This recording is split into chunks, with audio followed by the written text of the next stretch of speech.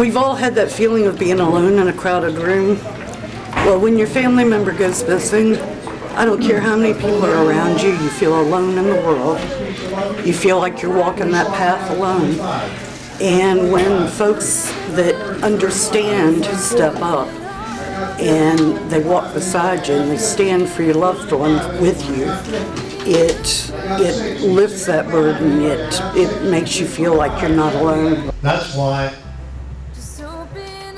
when they contact me, I say, sure, I will come. Nowadays, they have to call 3 years ahead of time. That's why when they contact me, I say, sure, I will come. Nowadays, they have to call 3 years ahead of time. All people who work behind the scenes to investigate, locate, and identify those once lost and or missing. Now, therefore, I, Bill Sackler, on behalf of the Wilmington City Council, do hereby proclaim the month of March 2019 as Missing Persons Education Month in the city of Wilmington. Thank you. God bless. Honor for me to be able to just say a few words to you all, because the Hugh Senator and Monica are such good partners, and law enforcement, we can't do it alone. We need your help and your passion to help us get through things. So I hope you have a great conference.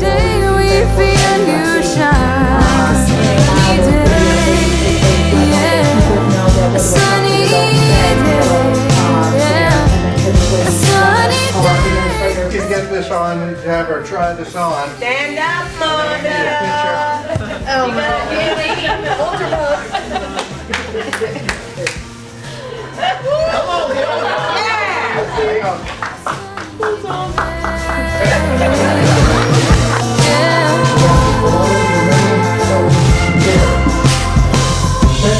Miss your smile forever. Go with the sun and the moon. I know you're meant to be. Happy 25th anniversary, Monica, for your Community United effort. I came into your life 21 years ago, so 4 years after your Q started. And I am proud as can be that my daughter was your first landmark case that really put you on the map as far as the good things you do for people. I continue to come after all these years to support other families, and I consider us all as one large family. I've learned things of to be her voice and be stronger about it, not to be worried about if I upset someone, because that's something that I've been worried about, because I want them to work her case. So now I know that I just have to be a little bit more aggressive, and it's okay to do that because that's my child. And no one else will do that better than us. We also learned that you know, we have a new family, but we can also be a blessing to other people that have people missing, to help them through this time, because you know, as you think that it would take and never happen to is to you, and then that day comes and you don't know where to turn to and who to ask for help, and Q has given us the tools to do that, but also to take and let other folks know that, you know, you're not alone, that there are folks, there are people that are willing to come and help you at any time, talk to you at any time of the day or night, and that they do understand, they feel what you feel, because they have gone through it.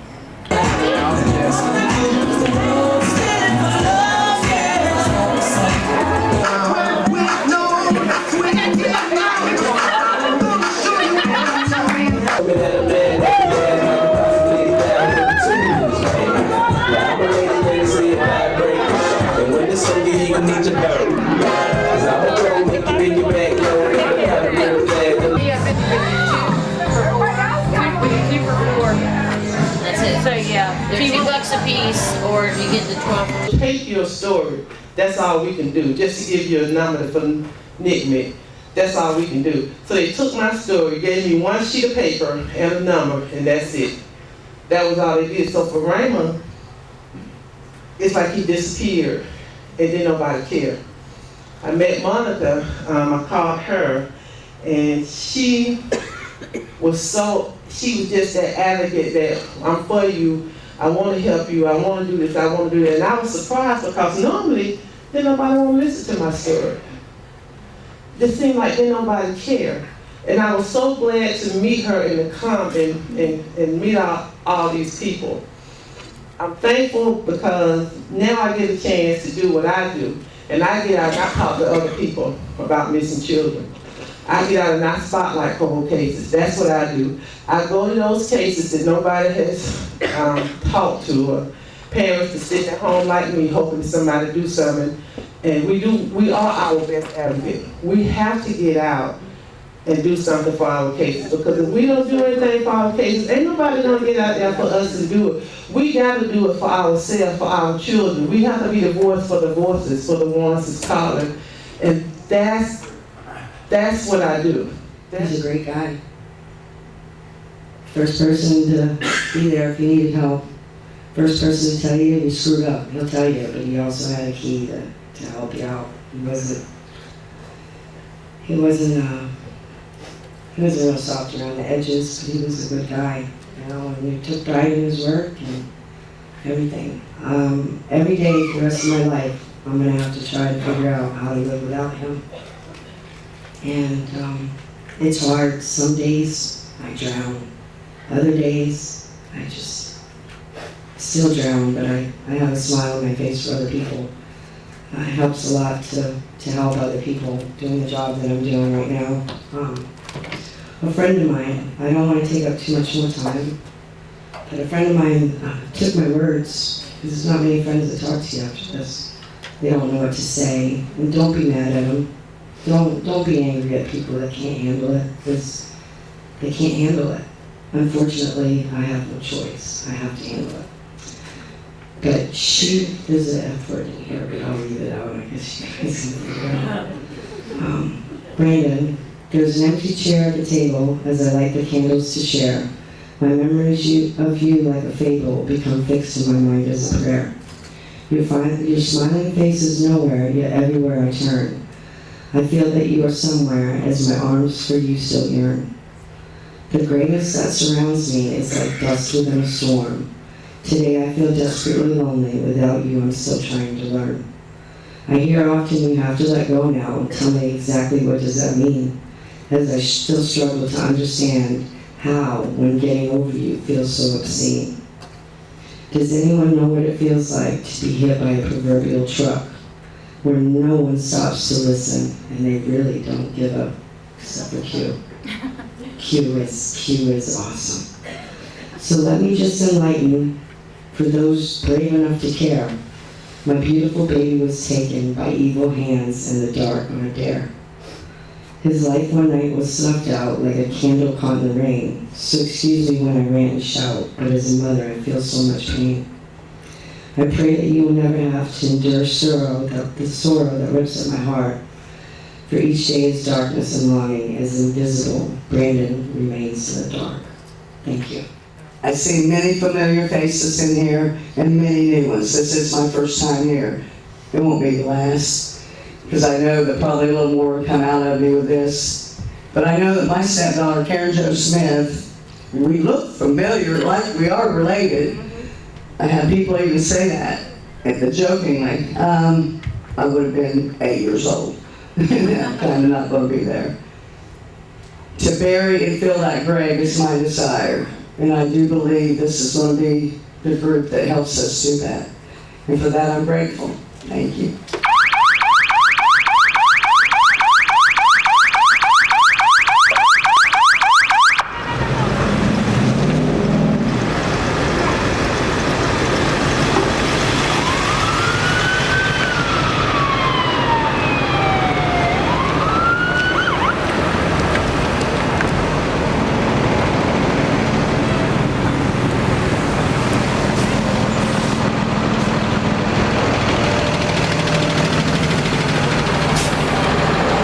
would like to ask the honorees of the families to please go to the wall, and we are going to prepare to unveil it. So at this time, if you could stand, families, and you're going to go to the wall.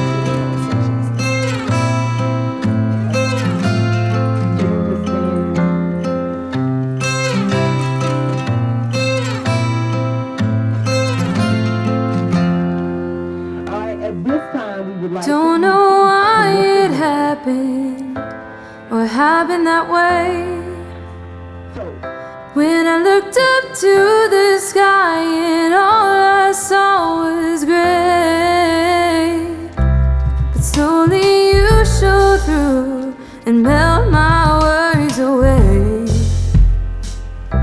Just open up your eyes, tomorrow is gonna be a sunny day, yeah, a sunny. First, we will present to the family of Julius Cole Racing. If I said it right.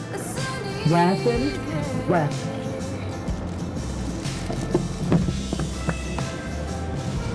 We will present to the family of Stephen Ketchum.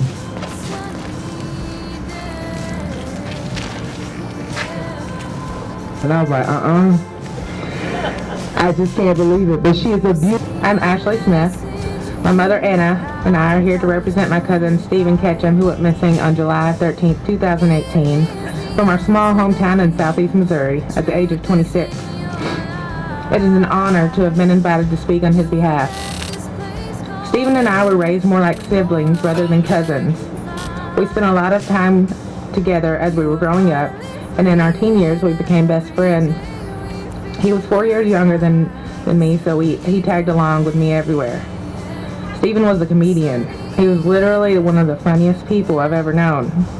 He never failed to make you smile, but more than make you smile and laugh, Stephen can make you feel loved. His love for his family and friends was undeniable. Stephen never left your home or hung up the phone without saying the words, "I love you." His hugs were so tight and sincere, they would almost take your breath away. I always joked that someday he would break my grandma in two because he hugged her the same way. As Stephen grew older, he chose the wrong path, made some bad decisions, and eventually became an addict. If you've never mourned the loss of a person who is still living,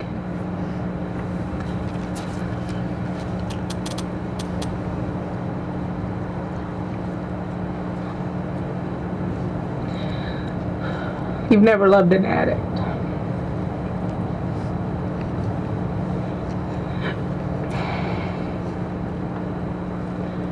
There were times when the Stephen that we knew would surface, and it would be like a breath of fresh air to see him sober. His joy and laughter would return momentarily, and we would have him back burnt just a bit. In June 2018, Stephen tried to hang himself in a patch of woods near my home.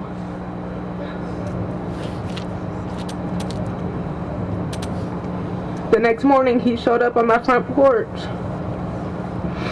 He told me his thoughts and how he tried to kill himself several times.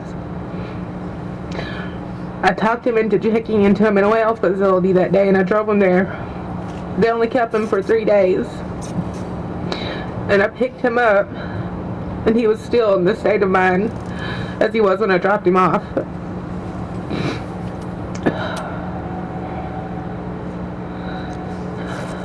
Two weeks later, July 13th, 2018, Stephen went missing. Our family is so close. Stephen's father, Larry, knew within 24 hours that something wasn't right. Stephen contacted his dad every day, no matter what. He'd tell people, "Call my dad, let him know that I'm okay." A missing persons report was filed 2 days after he went missing. The majority of law enforcement officers believe Stephen just walked away. We as a family knew that Stephen would never do that. Immediately, my mother, myself, and my grandma launched our own investigation, as I think we all sometimes feel they're not moving quick enough or not doing enough. We traced his last known steps, eventually gained access into his Facebook and email accounts. We thoroughly investigated investigated every single person he conversed with in person or via social media. We searched ditches, abandoned buildings, bridges, on foot and ATV. We contacted several news channels.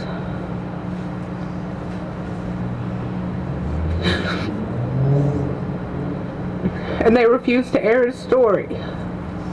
They never aired his story. The only platform we had to share his photo was Facebook.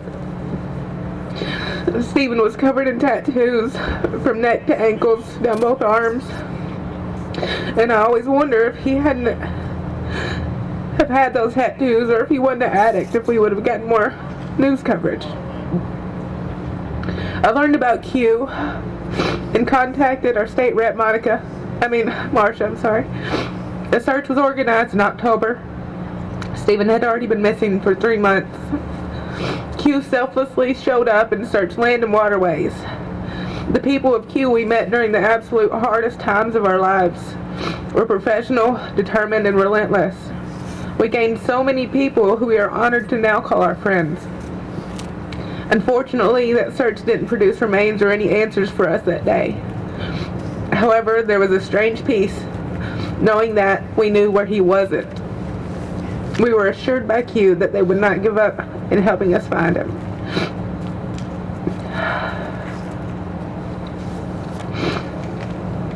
Many of us here know the intense emotions and helplessness you feel when you have a missing loved one. You become obsessed. There is a persistent need to find answers. There isn't 1 second of your day that you're awake that you aren't wondering where they are.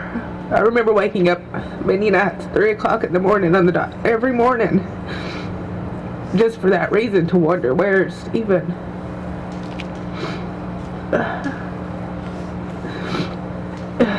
Especially on the cold, bitter nights or the days when the rain won't let up, when the ground is covered in snow or the mosquitoes are swarming. Where are you? Was a question I would catch myself saying audibly every day.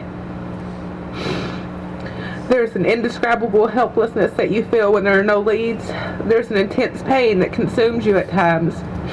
And there's a heaviness that never really lifts. Stephen's father had to eventually quit working because he just could not focus. You find yourself subconsciously scanning every ditch and tree line just on your way to the store, straining your eyes at every piece of paper on the road. Maybe it's something that fell out of his pocket or his ID. Everyone becomes a suspect in your mind. You lose yourself at times and do things that you wouldn't normally do. I recall one morning waking up and I had this sense of bravery. Looking back, it was stupid bravery. Grandma and I loaded up our pistols for protection. She's 70. Almost. We drove out to one of the most drug-ridden, most sketchiest places in our area that Stephen frequented. We had no sense of fear, and we walked door to door that day and handed out flyers to some of the very scary people. We didn't get the help that Stephen deserved, so a lot of the investigation was done by us. The local police department actually called me Sherlock Holmes because I never gave up. I would not give up. We knew he wasn't alive, but we deserved answers, and he deserved to be brought home. On June 30th, or January 30th, 2019, Stephen's remains were discovered just half a mile from his home by a farmer who was clearing a tree line. Q was actually organizing another search in a different area for the next week or so. Approximately 15 bones were found out of the 200 plus that are in the body, and his remains were confirmed by dental records. And we laid Stephen to rest the next week. We will never know what happened to our Stephen on July 13th, 2018. We will never know if foul play was involved. We will never know if he died by suicide or natural causes. We will never know what happened in those last moments or how long he laid out there, or the thoughts that flooded his mind before he drew his last breath. I know our family is blessed to have closure, as so many families never do.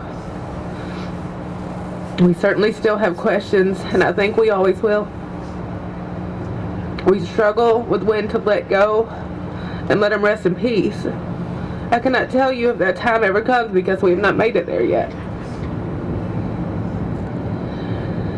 I can say that this unfortunate experience has inspired us to want to share Stephen's story to others in this situation. I want to tell you that it is imperative that you are an advocate for your missing loved one. You have to be their voice. You must speak up if you have information, even if it seems far-fetched. We know our family more than any detective or law enforcement officer does. So as they do their job, your knowledge could be instrumental in bringing your loved one home. Do not give up hope. Do not accept anything less than what your loved one deserves. We were so involved in Stephen's investigation that our police chief of our town made the comment that if something were to ever happen to him, he'd want us on his team, and he was sincere, because we were relentless. That's how dedicated we were, and that's how dedicated you have to be. Stephen will live on through his two young sons, Matthew and Riley. We will share his story in hopes of helping others and breaking the stigma that a person who is covered in tattoos or doesn't look like we think they should is still a person. They are still loved, because behind the tattoos and the rugged exterior, through those dark brown eyes filled with pain, was a gentle, kind, loving person. A person who loved without fear and could light up a room with a smile. In those rare moments of silence, I can still hear his laugh, and I feel his hug that still takes my breath away.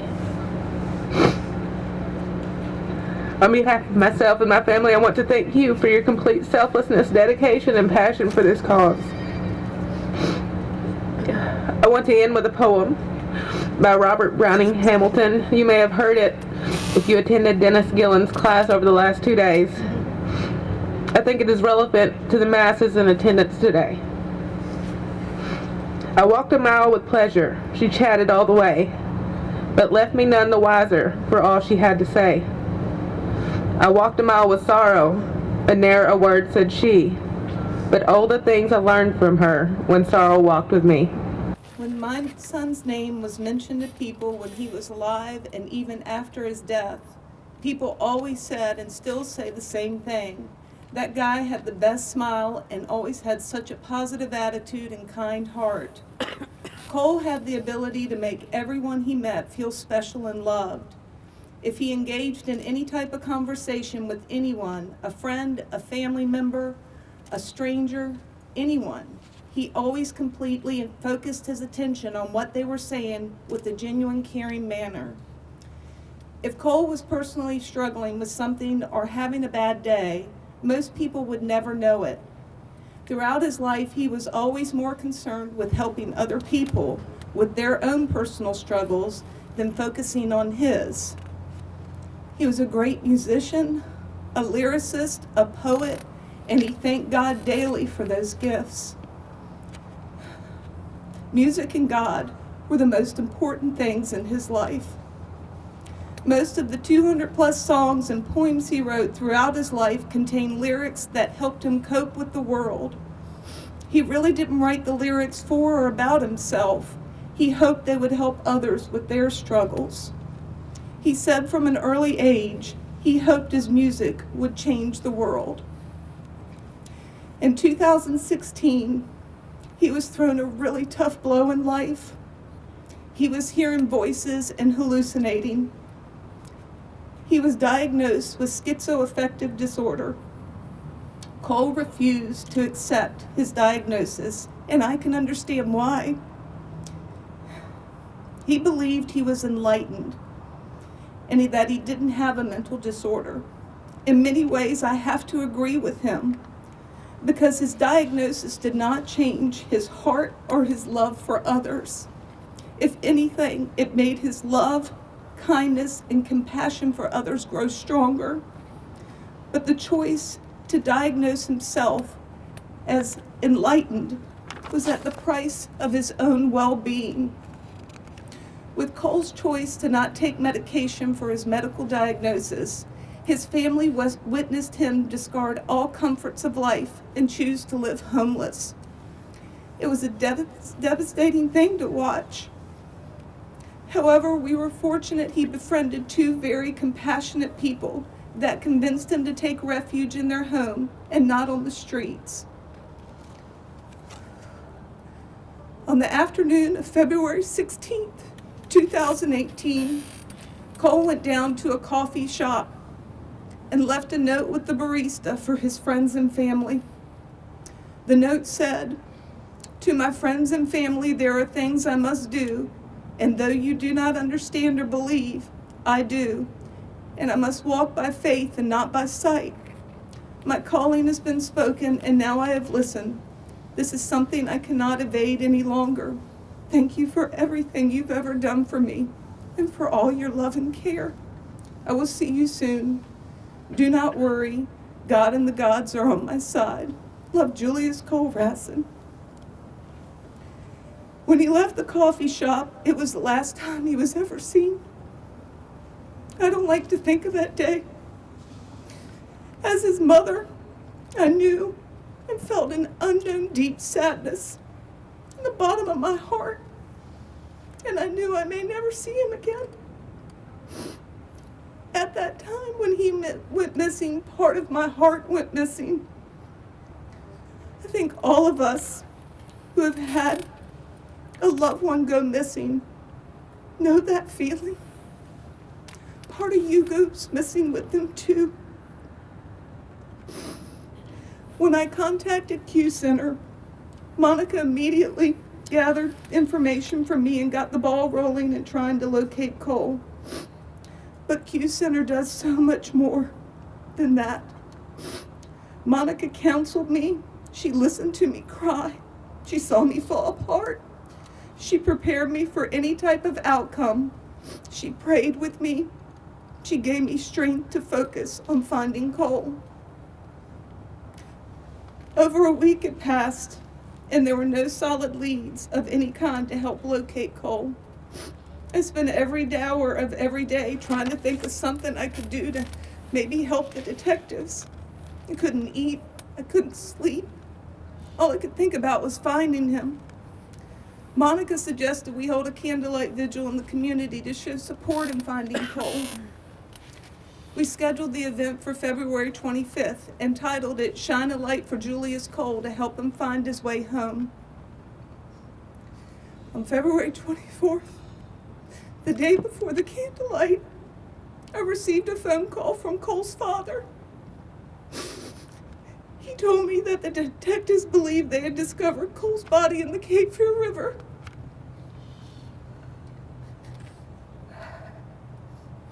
He stated we needed to go to the hospital to help the medical examiner determine if it was him. His father also told me we wouldn't be allowed to see his body, but they needed our help in determining any markings that could be attributed to him. Upon arriving at the hospital, I was told he was identified by his tattoo on his arm of the word Yahweh in a heart. I felt as if my whole body was going to collapse, and I was sick to my stomach. I couldn't remember how to breathe. I couldn't make a complete sentence. I couldn't accept it. Even speaking of this moment now, over a year later, that same unbearable pain and emotion I was feeling at that moment returns with the same intensity as when I first experienced it. I still feel I'm in a terrible nightmare that I can't wake up from. I was so angry at God. I screamed at God. I told him he took away a beautiful gift from this world. I screamed at him he should have taken me, not Cole. I told God I didn't care if what I was saying was wrong or blasphemous. I wanted my son back, and he took him from me.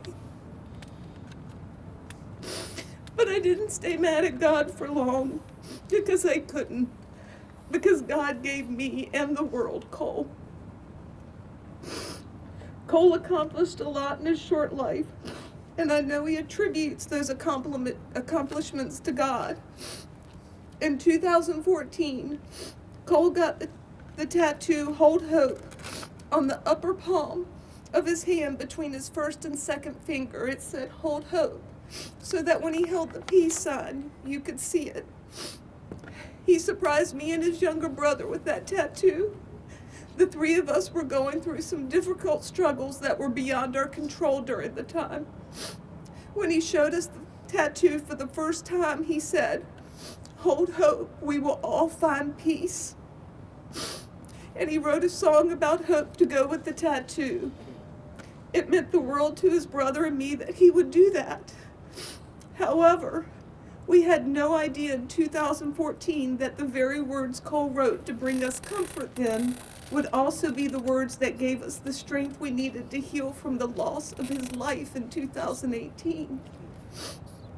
It's been a tough year. There are hard days, really hard days. But on those hard days, I remember Cole would want me to hold hope and to find peace. So many people have gotten that same Hold Hope tattoo. Hannah Cole continued his message to spread hope and love by releasing 6 of his songs on her album and by starting a nonprofit called Music Heals Minds in his honor. His friend Sonny Platt, who has now become my friend, continues to write about him. I stand here telling his story, but I'm blown away because I really don't have to. He left his story in his own words and memories in every person he showed kindness to. He left a legacy of love that lives on in so many people. I am so very thankful to the Q Center for the work they did to help find him, as well as the work they do to help find other missing loved ones. This organization is truly the definition of hope. Webster's dictionary defines hope as a person or thing that may help or save someone. Q Center embodies that definition in the tireless work they do to find missing persons, and also the emotional support they give to their loved ones. To all of you, I leave you with Cole's wish to the world. Hold hope, we will all find peace.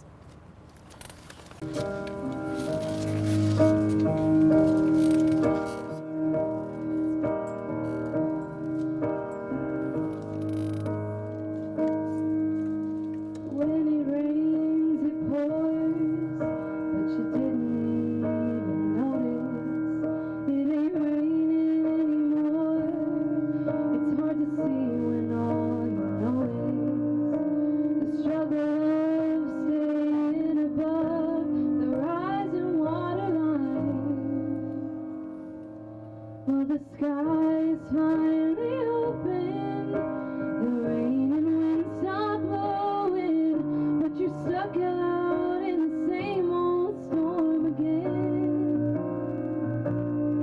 You hold tight to your umbrella, 'cause darling, I'm just trying to tell ya that there's always been a rainbow hanging over your head. If you could see what I see, you'd be blinded by